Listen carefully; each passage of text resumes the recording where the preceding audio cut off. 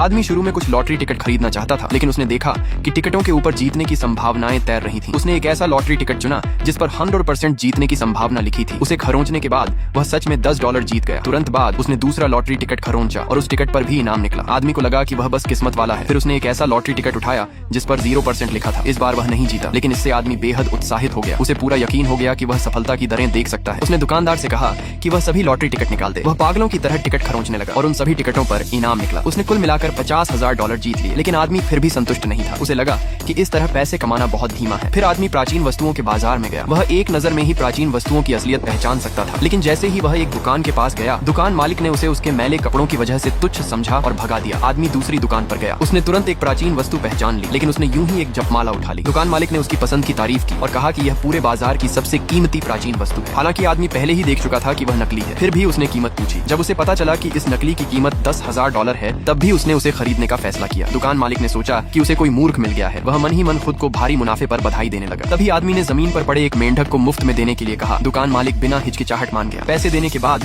जो दुकान मालिक पहले उसके मैले कपड़ों की वजह से उसे नीचा समझ रहा था, अब बेहद पछता रहा था। उसने एक और वस्तु निकाली और दावा किया कि वह एक महंगी प्राचीन वस्तु है, लेकिन आदमी ने उसे अनदेखा किया और सीधे चला गया। और दुकान मालिक का यह व्यवहार मेरा था। वह दूसरे विक्रेताओं को देखकर हैरान रह गया। बाद में दुकान मालिक ने अपना सामान समेटा और घर जाने की तैयारी की। जैसे ही वह जाने वाला था, उसने उस आदमी को किसी और को एक प्राचीन वस्तु बेचते हुए देखा, और असली प्राचीन वस्तु वह मनका था जो मेंढक के मुंह के अंदर छिपा हुआ था। एक बूढ़े आदमी ने उसे खरीदने के लिए $1,000 की पेशकश की। जब दुकान मालिक ने यह दृश्य देखा तो वह पूरी तरह से स्तब्ध रह गया।